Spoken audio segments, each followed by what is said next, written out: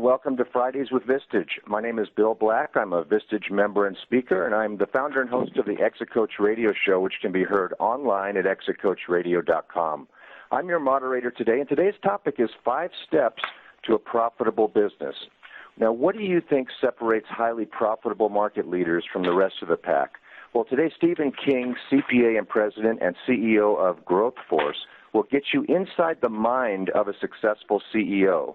In this webinar, you're going to learn the components of successful business strategy, how to align yourself and your business around that strategy, best practices that show you how to give staff actionable goals, what to monitor to keep score, and unique ways to recognize and reward your best performers. Our presenter today, Stephen King, is recognized as one of the top thought leaders and innovators in the accounting industry.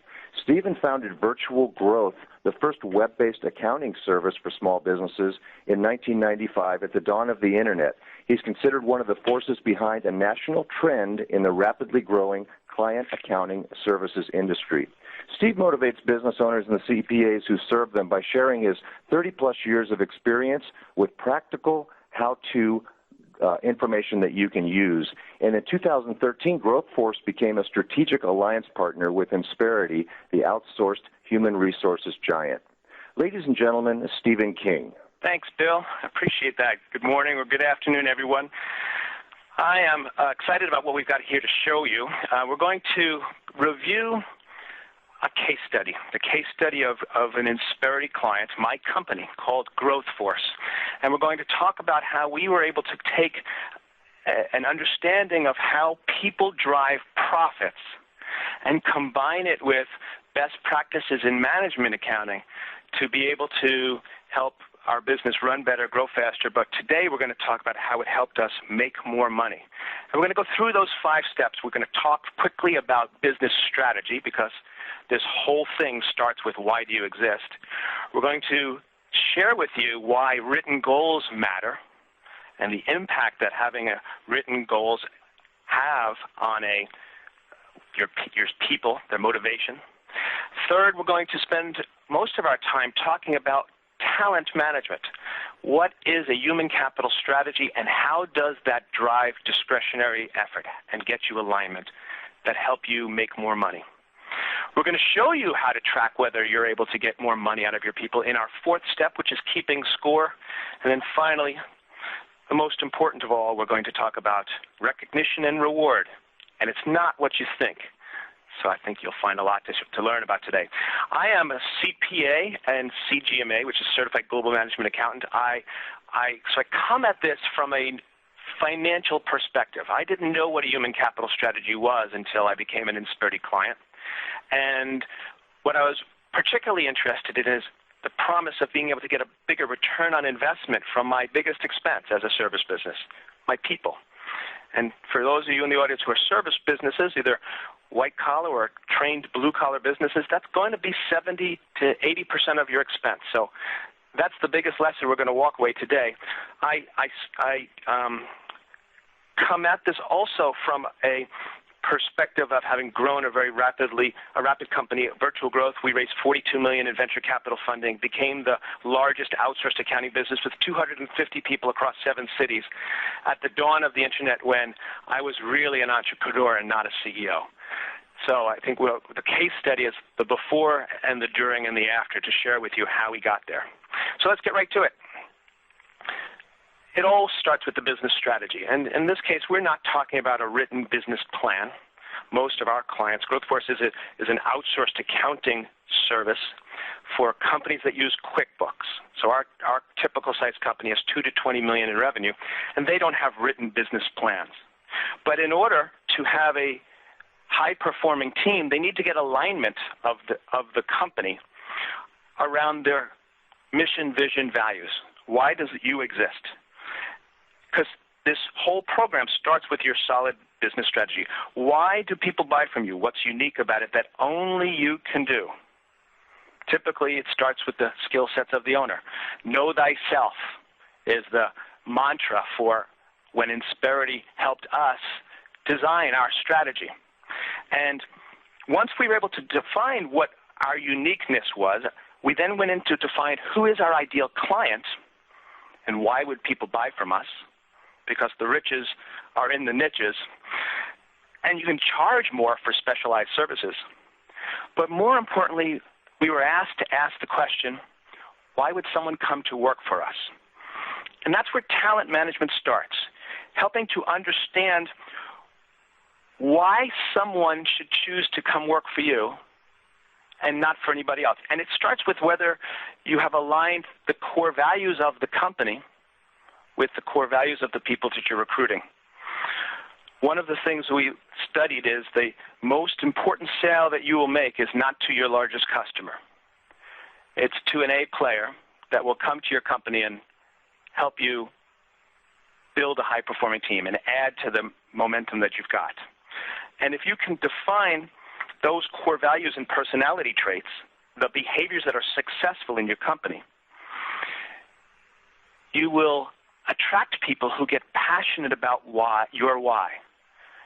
If your recruiting is driven by the people strategy, the people who join your team will find a higher purpose in your mission. And so the growth force approach was, we started in 2013 with an understanding that we had a turnover problem. Typically, like most small businesses, lose between 20 and 24% of their their employees each year. And we were at the upper end of that limit. That doesn't mean that in 4 years we're going to lose 100% of our people, but you see in most businesses that there's turnover in the same slots. And it's usually in the middle management slots because small businesses are not prepared to help grow those middle managers to keep the core values and the cultures and grow with the company. And so you define what it is that you're trying to accomplish, and Sparity then taught our managers how to make sure they were implemented as the CEO would want them. And you start there by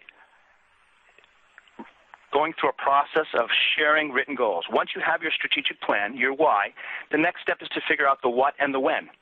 What do we need to accomplish in order to achieve our reason for existence? How are we going to do it, and when is it going to happen? Now, writing down goals drives employee performance. Written, well-communicated goals are the driver for exceptional results. Harvard did a great study on this. There's actually a belief that Harvard did a study that showed that if you write down your goals, you'll have 80% more likelihood of success. That report is a myth. It does not exist. But Harvard did do a study where they showed that companies that had written goals had a 700% increase in growth versus those that didn't. Why? Simply taking the action of writing down your goals will help you increase the motivation of your staff. Because when you negotiate those goals with your staff, and they have ownership in what those goals are, they will do whatever they can to cross that off the list, to feel that sense of accomplishment. It's why BlackBerry was called Crackberry, because dopamine gets released in your body when you accomplish something. And by taking the time to write down goals in advance and sharing them with everybody, you get people focused on achieving them for you. And you get more alignment around those goals. Everyone knows what the objectives are, then you can ensure that everybody's rowing in the same direction. Now, we've all learned about SMART goals, specific, measurable, achievable, with resources and a timeline. I was at Ernst & Young. I was a manager of accounting system design, and I learned that when they taught me to be a manager, and then I got to be chief financial officer for a nonprofit called Amnesty International, and I taught that to our managers. But it's really hard to implement. It's a great theory. But when you are putting a new manager in place and asking them to lead their teams and get alignment with the company goals, this is a very difficult concept to implement. So at Insperity in our training, and they start you through this managing for the first-time manager, which is the second step of their training after you've got your business strategy. And what Insperity taught us was how to fill out a Mad Lib. And anybody can fill out a Mad Lib. And this one I love. It's simply, a written goal can be as simple as, I will action verb by measurable result within a due date. I will increase sales to the middle market by 15% in the fourth quarter. It is specific. It's measurable. It's achievable with a timeline, but it's in a simple sentence structure. So the first thing a high-performing team does is sit down as a management group, define the company goals, and then have the department managers drive that down to their teams to start to get alignment. And once you know why you exist and why people should come to work for you and what you want your people to accomplish, then the next step is starting to change the way that you look at your people. Most people look at payroll and they say, it's my biggest expense. So what I need to do is I need to try and reduce that expense. I need to try and minimize the amount of money that I spend on health insurance. So I keep my costs down because that drives my profits. If you want to have a high-performing team and to have more profitability from your people, you want to shift your mindset and think about people as an asset that you're going to invest in, and invest to be able to get more profits, more ROI.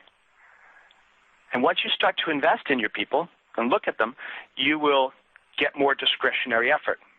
And if they're aligned against the company goals, that is proven to translate into higher margins. How do we know this? Well, the AICPA had a report called Valuing the Human Dimension, and they identified that 68% of the value in a business is non-financial. 68% of the value in your company is the people in that company. It's the relationships they have with the customers.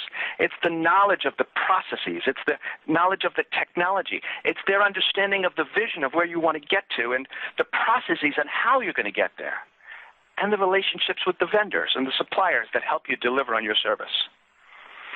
That's important because American businesses, the Americans on average in small business, waste more than 2 hours a day at work. 2 hours a day, costing over $700 billion in lost productivity. Why? Because they're not challenged. Because we haven't given them a clear vision of where the company is going and written down clear goals about how they contribute to the vision and goals of the company. So when they walk past their copier to their desk, they know what success is in their job and how it relates to the success of the department, which relates to the success of the company. That motivates people to have a higher purpose. The time, those 2 hours are being spent because you hire someone to do a job, an 8-hour job, and then over time they get good at it and they learn how to do it. And they've got it down to 6 hours in a day. And because they haven't been challenged, that time is walking around, long lunches, personal business on Facebook, or just the classic water cooler example. And when you look at that 2 hours a day, that adds up fast. In a 40-hour work week, if you take every 15 minutes, every quarter hour a day that is wasted, over the course of a week is an hour and a quarter. That translates to 3.125% of the work week. 15 minutes a day is over 3% of a work week. At 2 hours of a day is 25% of an 8-hour day. So we've got 25% more potential in our companies on average than we're currently getting. And this is what we saw in 2013 at Growth Force. When we looked at the profitability, we were struggling. We were challenged with consistent, predictable results, with having the margins be where they needed to be and having the profits be where they needed to be, because we weren't driving our people to the clearly written goals where they understood how they contributed to it. But the biggest cost we had was turnover. Turnover is the biggest hidden expense that business is going to have. When you have someone leave, first you have to pay out the cash. You have accumulated balances. You've got to hire a recruiter. You've got to take your senior management team away from what they were doing and putting them on interviewing and replacing that person. You're going to have to put your best person is going to be the one who's going to train the new guy. You're going to spend 15 to 20% more cost if you hire outside of the company than if you promote from within. And then you've got the risks of client losses because typical businesses are run based on tribal knowledge. So when a member of the tribe leaves, so does the knowledge. And lots of times when you're serving clients, there's people buy from people, not from companies. They build relationships with your service provider. And so when they leave, oftentimes the clients will leave behind them. There's also, in addition to a financial impact, there is a human people impact. The biggest one is the productivity loss of the people who are left behind. You start to question, is there something better out there? You start to believe that you should start to look. I've got their work to do, now my work to do, and their stress level goes up.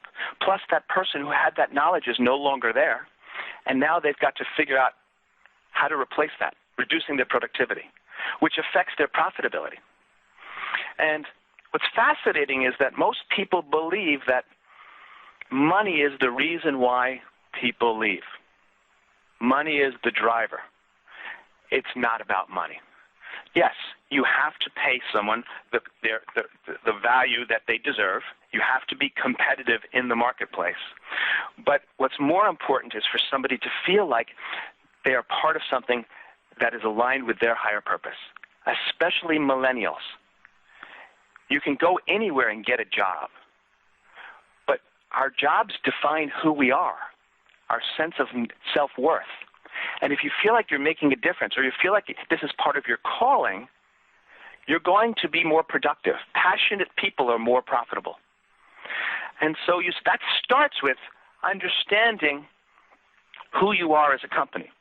We here at Growth Force spend a lot of time with our Insperity performance specialists helping us to define who we were, which we said was we're intellectually curious. We have a learning environment where we want people to share continuously with each other and to help build knowledge and skills of our staff. We are investing in our people as an asset to help them be more valuable. We are recruiting for people who are passionate about accounting. Believe it or not, we exist, who are passionate about small business because we get into those clients' businesses. And if you define the behavioral factors behind each of the core values, then you can start to change the way that you recruit. Because the biggest problem that small businesses have is recruiting for skills to pay the bills, not recruiting for behaviors. So we've got a core value around teamwork.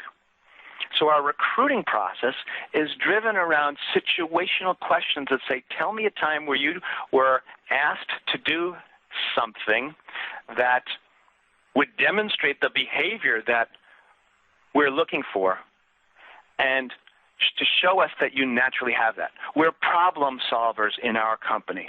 So we're asking questions about Sudoku. Do you play chess? Do you like puzzles? We want people who naturally think of themselves as a problem solver, not a doer. And so that recruiting process is really about marketing yourself to your prospective market, your prospective employees, as opposed to thinking of it as a human resource function. It's a marketing function. The most valuable sale you're going to make is to that A player that will join your team and help you add value to your clients. And so you've got to think about your recruiting the way you do your marketing. What is your unique selling proposition? Why do you exist? Why do people buy from you? Why should people come to work for you? And then match that up against the pains and fears, uncertainties, and doubts of your prospects. In this case, it's not a prospective client, it's a prospective employee. Think about what's important to them. Now, there's 4 generations of workers in the marketplace, a minimum of 4. And the most people talk about the baby boomers and the millennials. Generation X and Y is in between, but they don't compare to the size of the baby boomers and millennial generation. And they want very different things. So your marketing needs to be focused on what they want, not what your job offers. For example, if the millennials are looking for a place to invest in their skills, they're looking to use the latest web-based technology. They're looking to have fun at work. They want to leave at 5 o'clock. They want to know that their company is going to give them an opportunity for career growth. That's very different from a baby boomers whose their wants are, they want a management team that they trust because they've all worked with jerks. And this stage in our life, we're not interested in having to deal with that every day. They're looking for company that has core values that match theirs.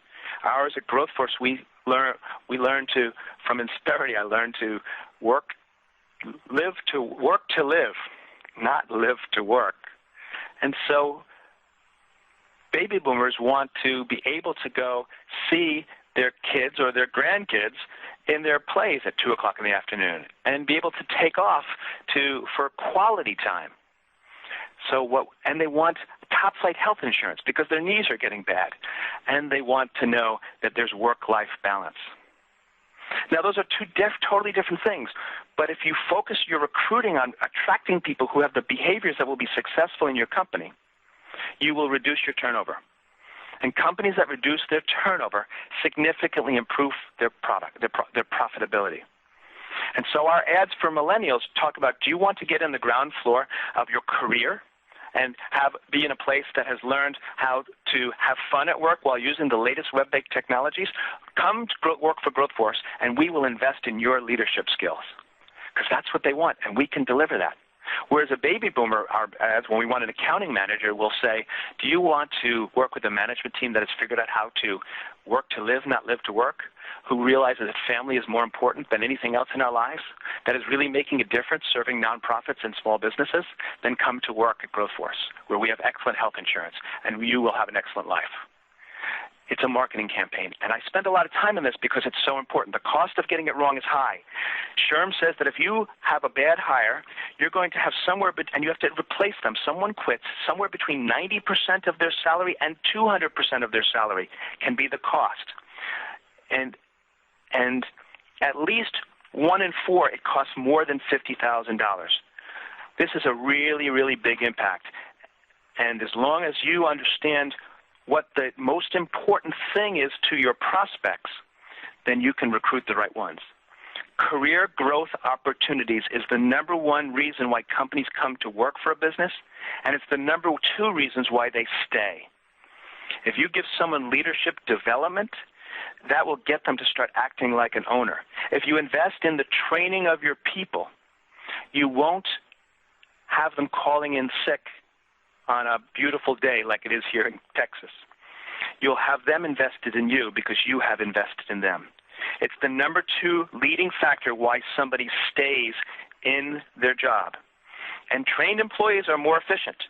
They are more committed, and there's statistics have proven that this increases your bottom line, your competitiveness, your overall effectiveness as a company. Price Waterhouse says that you get a 700% ROI by implementing the best practices around HR. There's a study by Towers Perrin that shows that employee performance measurement is the single most important measure. You get a 7x return of 664,000 employees. They showed those that had engaged employees had 20% higher profit margins. Why? Because the value of your people is the job description that you're paying them for, plus the discretionary effort that they choose to give you. And you get that by shifting your thinking of your employees as an asset, not an expense. Now, I'm a CPA, so you can't actually put your clients on the balance sheet. I wish we could, but you do want to keep score. You do want to have visibility into the productivity of your staff.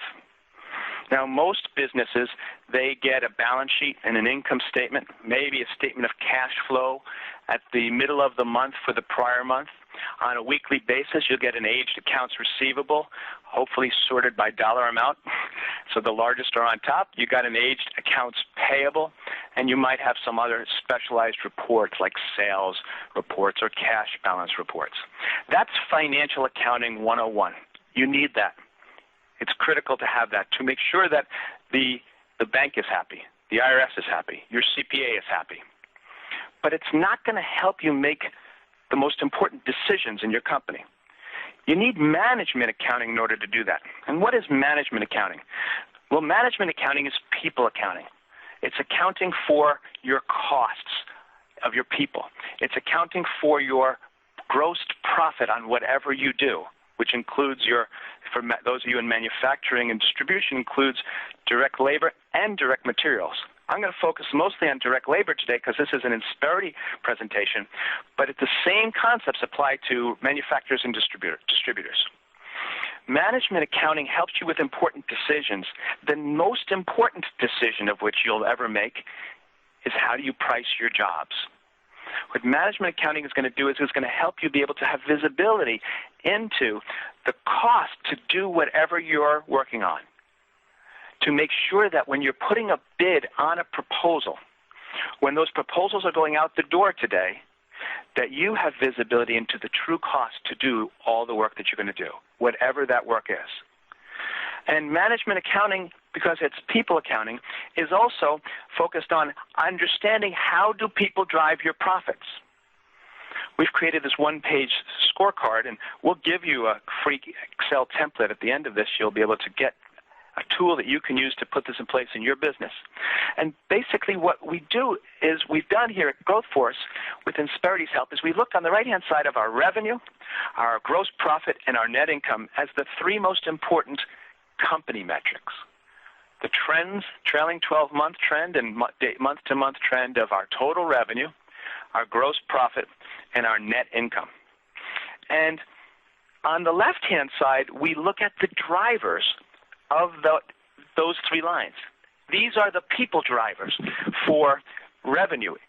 It's revenue per hour paid. This is a metric that shows you how well you manage the productivity and the resulting profitability of your people. For me, this is the most important metric, especially in skilled blue-collar and white-collar businesses that make money on other people's time, because this is how you drive up gross revenue. This is how you see how well you are managing your people to get them to help you increase your top-line income. The middle row is gross profit, where operations and service management need to focus here. It shows you how efficient your business is as it delivers your service, right? This shows you the profit on the work that you did. And the costs that are in there are your direct labor and your direct materials, the cost to do the work that you did.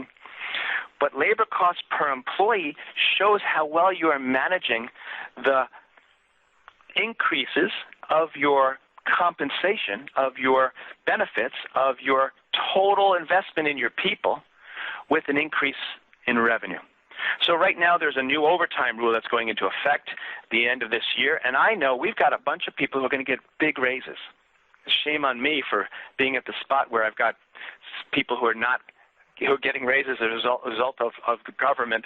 But it's a fact that now I need to look at my pricing to determine what the impact is on my margins of this new cost. And so you look at your labor cost per employee, and in companies and high-performing teams that are being rewarded for profits, this number should trend up. So counterintuitively, you actually don't mind if this is going up, because if you're making more money, everyone's making more money. But you have to compare it to your gross revenue per hour paid. And then finally, your net income, which is where management focuses.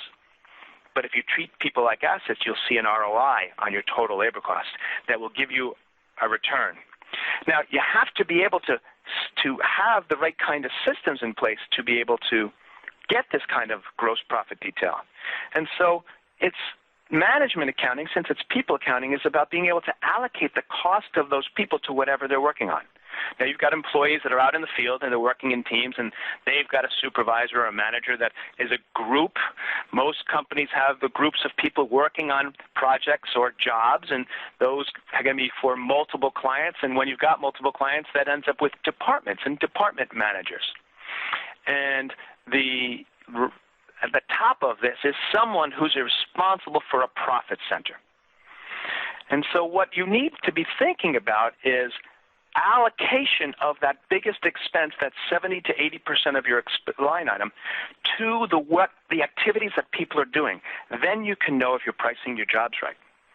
So to the extent that whatever way you have organized your company, you want to be able to show the labor of how those people are working. Now, you can do it as an individual and just say, okay, 20% of my time is in sales, 50% of my time is in service clients, the other 30% is in management and going to trade shows and product and industry specialties. That's real simple. You do it at the person level.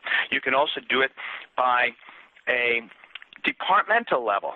But if you really want to be able to see the true costs, we recommend implementing time-driven activity-based costing, where systems like T-sheets will, in your pocket, allow you to hit a start button, a stop button, and create a very simple time tracking, sync it with your accounting system and your payroll, and automatically allocate those labor costs to departments, to teams, to customers, to jobs.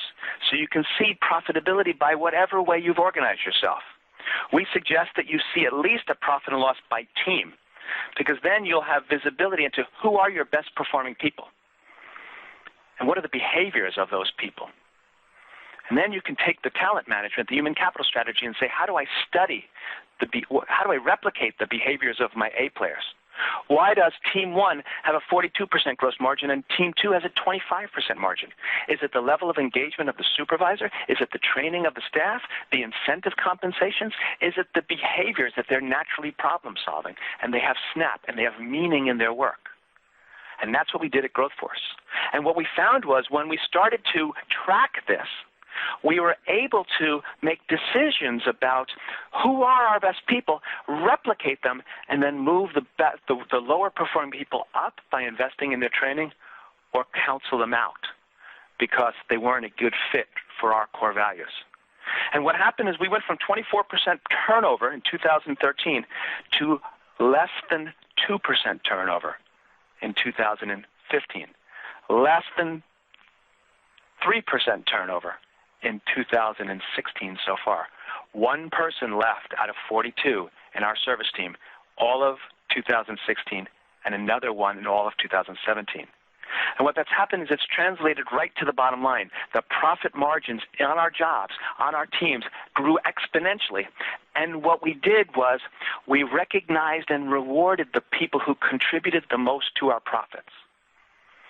We saw them as partners. We invested in them. And what most people think of, when you think of recognition and reward, they think about cash, bonuses, commissions. And yes, you have to be competitive in your cash compensation. But what's much more important to people, you can get the same salary anywhere. Why people don't go looking somewhere else is when you give them what they want. The best incentive is personal development. Career growth opportunities, even in a company that isn't growing, is something that you can give to your employees that are easy and cheap and increase the value of each person, which means that you're able to increase the value you bring to your clients, which increases the margins you have with those clients. The investment that you make in your people will directly result in them wanting to stay in the company longer. If you go through a process in a performance management system to help the business manager, the line manager, work with each of their individual direct reports on that team at least once a year formally and quarterly informally, where it's not a trip to the principal's office. Performance management has a bad rap. This is about getting alignment. This is about getting connected with each person on a personal level and understanding what are their career goals and how do they translate into the department goals and the company goals, and what kind of skills do they want to develop as they become a leader, and how can you give them that skills development? Because if they can see the next 2-3 years, here are the kinds of skills that I'm going to learn, then why would I leave? I'm getting what I need. I'm getting a competitive salary, and they're investing in my skill set. They're making me more valuable. And we say that outright. We say to people, I'm going to invest in your skills. Tell me what you would like to learn as an employee at Growth Force. Oh, you'd like to learn some project management skills. All right. As a client of Insperity, we get access to all 1,800 SkillSoft classes. So we say, great, you can go get basic project management, or you can even get certified as a project manager. And guess what? That helps me. It doesn't cost anything except for the low cost of the training class. Why? Because if you're asking somebody to do something that they want to do, that they love, they find meaning, and it helps their career, they will get their job done in 6 hours. They'll take that other 2 hours of discretionary time, and they will do what you need them to do because it furthers their goals. And as long as that's aligned with the company goals, everybody wins. You also have a day-to-day process where people who feel like their boss cares about them will be more engaged. And more engaged employees lead to happier employees, which happier employees lead to more profitable employees. The statistics are pretty staggering. The Gallup poll in 2009 showed that when a manager focuses on someone's strength, the likelihood of disengagement is 1%. That jumps when they focus on someone's weaknesses to 22%.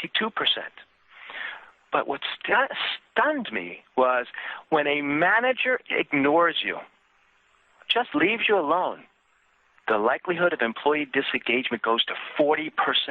And that's what happens in so many businesses. You have a person who was placed in a managerial role, was not given the training on how to set clear goals and how to be engaged with their staff on a personal level, care about them, know if their mother is sick and their children are doing well at school or not, and what are the life things that affect them, because we work to live, not live to work, and helps the employee accomplish all the things that they want. Instead, what happens in our businesses is you hire somebody as a new middle manager. Typically, they got promoted from within, so they were a peer and now they're a supervisor or a manager. And they say, well, you know what, Jennifer, she's one of our best staff. I'm surprised she didn't get the promotion. I got it instead. She can't learn anything from me. I'm going to leave her alone because now I've got all the emails that I used to get with my clients, and I'm now having to do all this management stuff. And so I'll find the time to do that by leaving my best performers alone. When in fact, what everybody really wants is pay attention to me. We just all want to be loved.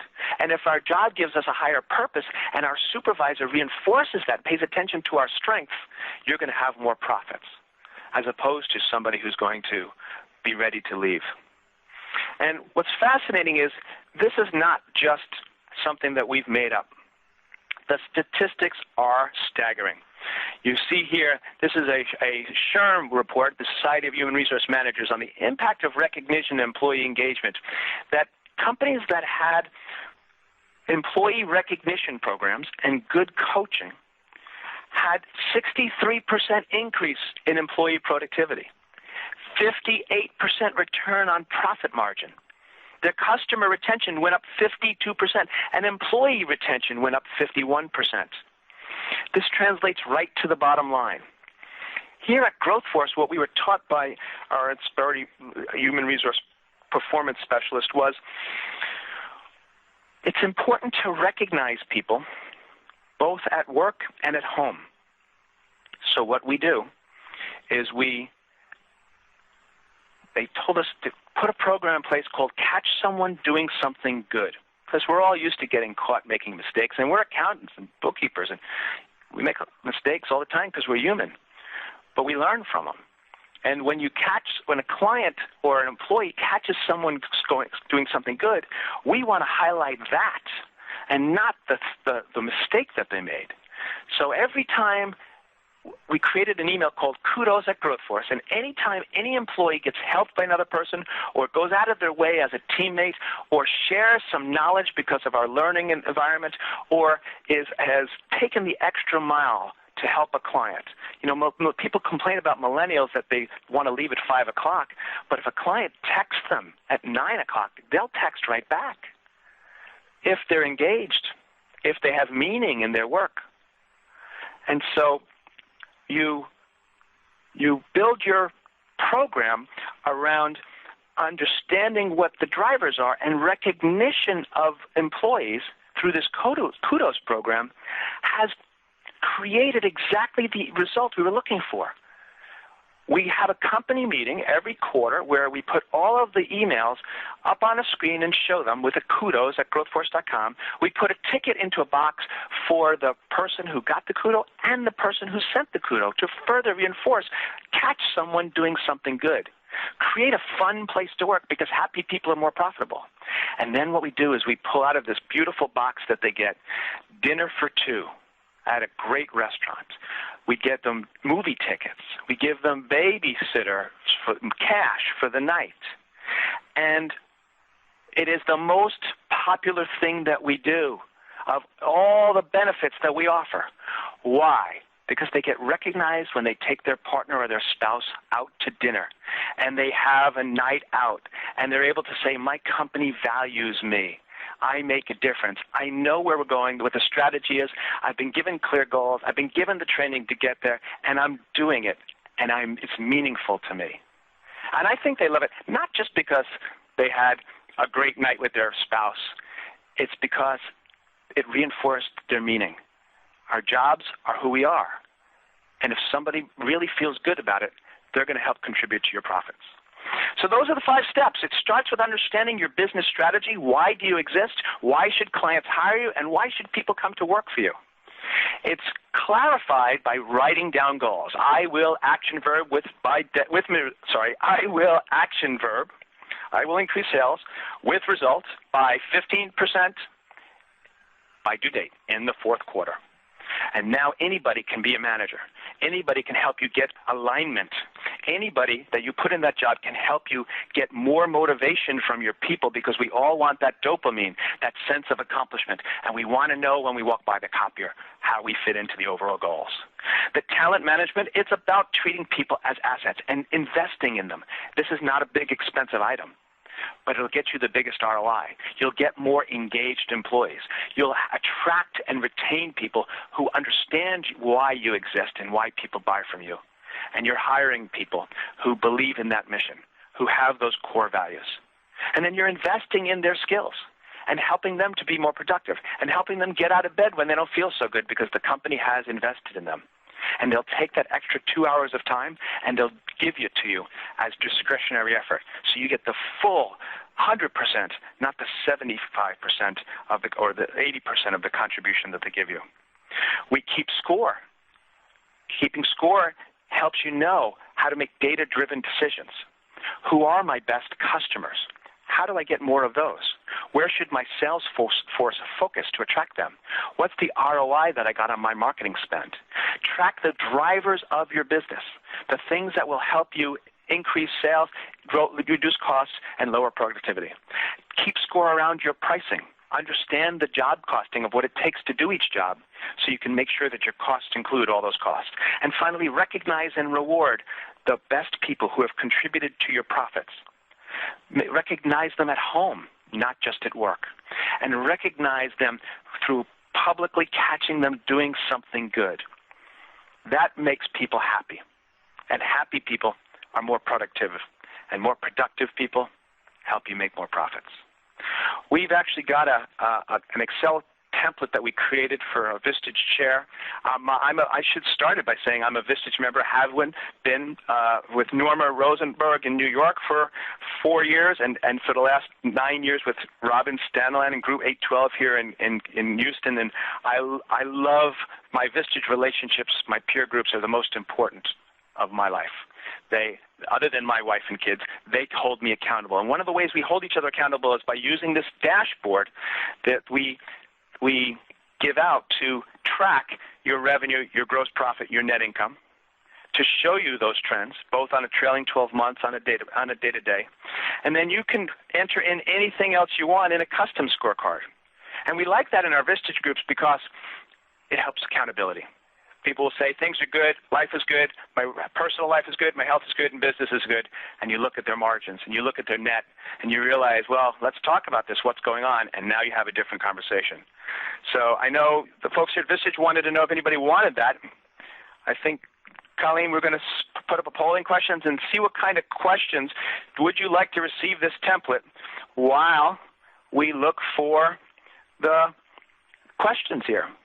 Bill, you got any questions you heard from the team you want to ask?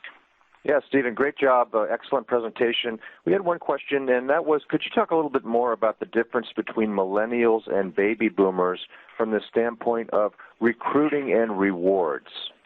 Sure. So it's really fascinating. The millennial generation is much maligned because they have figured it out.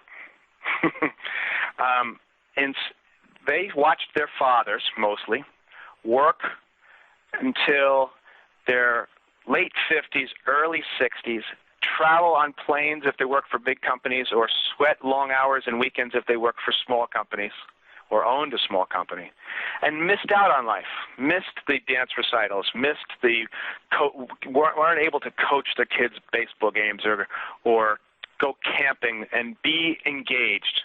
That's the life that we grew up with.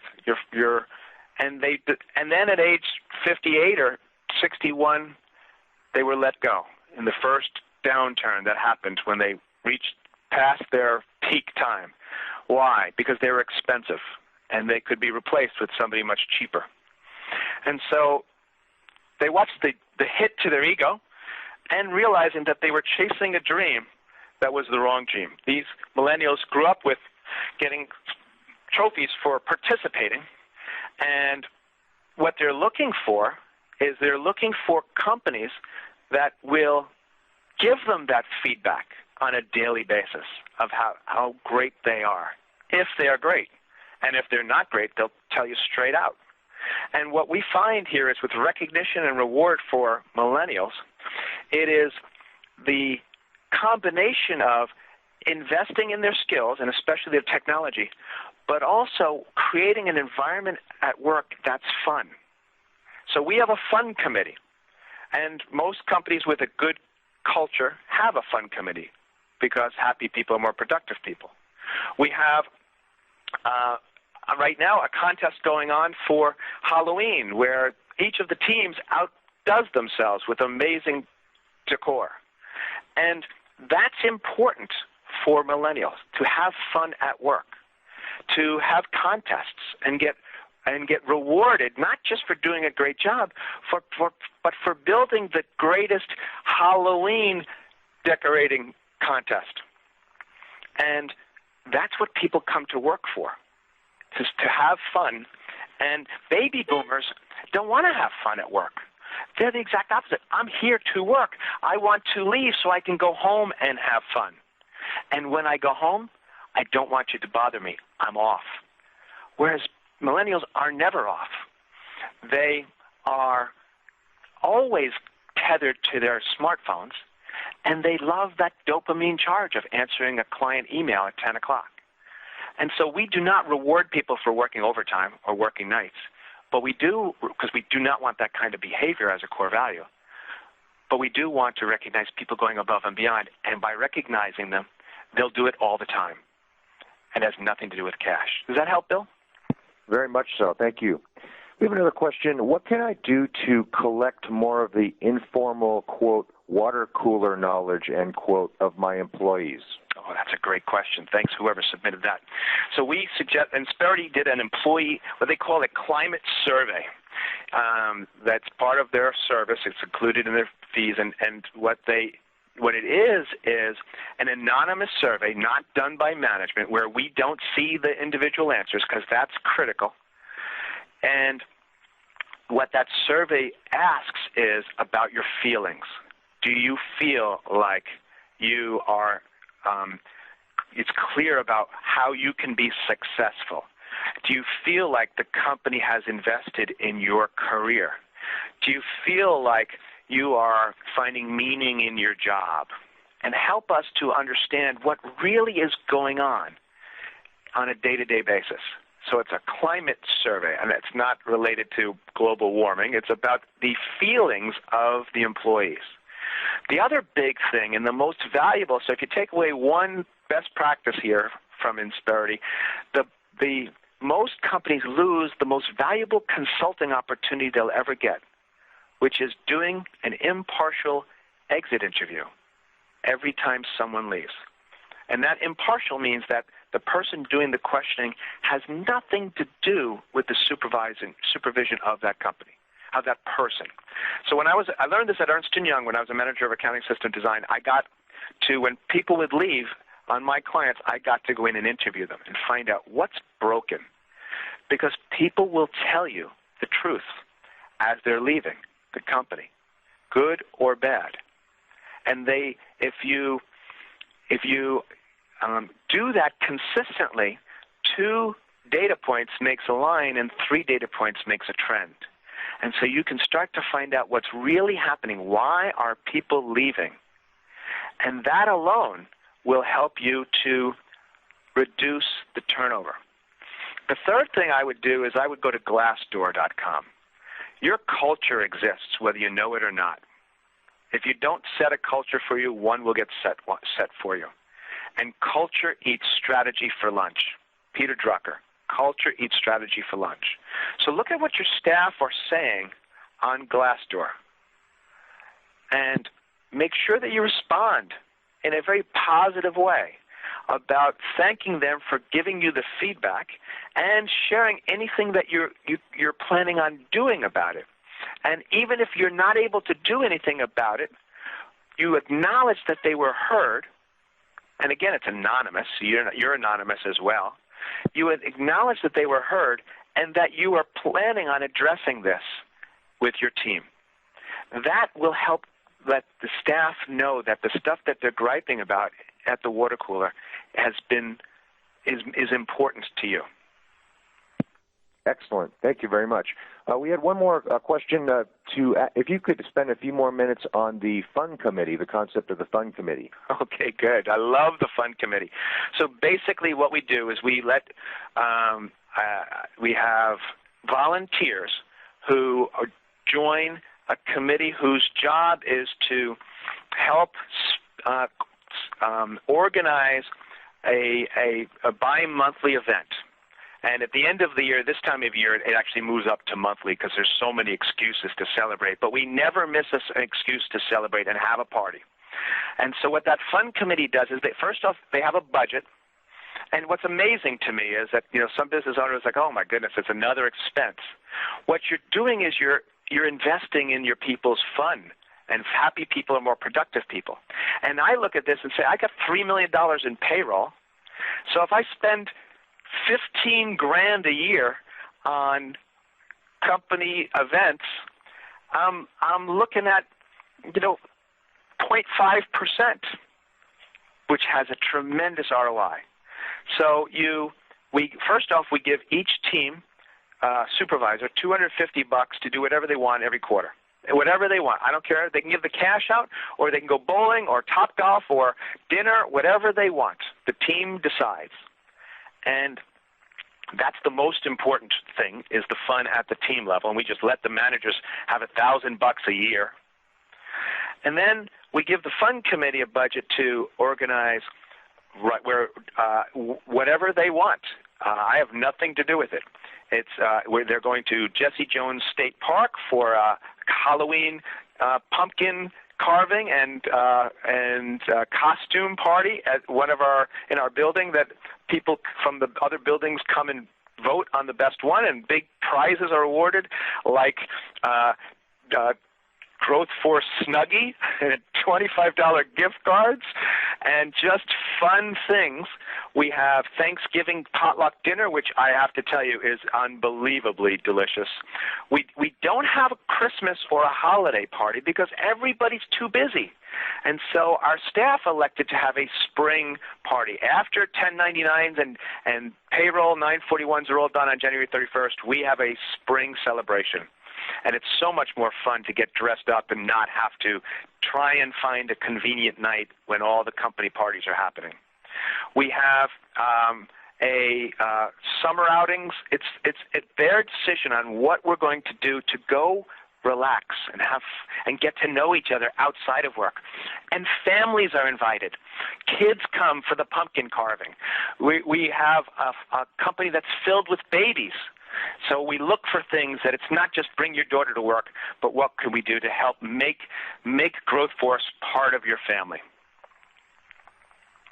Stephen, excellent job. Thank you very much for a very clear and informational webinar today. It's been a real pleasure to have you on today. Thank you, Bill. I really enjoyed it, and thank you, Vistage, my favorite organization in the world. For you listening, I want to remind you that there is an upcoming webinar on Friday, October 7th at 10 a.m. Pacific, 1 p.m. Eastern. Leverage doesn't have to be a dirty word. Every entrepreneur has a level of tolerance for debt. In this webinar, we'll walk you through real case studies of debt and leverage, allowing you to see the usefulness of leveraging debt strategically, steering you toward much faster growth, higher profit margins, and a stronger bottom line. Again, that's October 7th at 10 a.m. Pacific, 1 p.m. Eastern. For Vistage Worldwide, I'm Bill Black, wishing you continued success. This concludes today's webinar.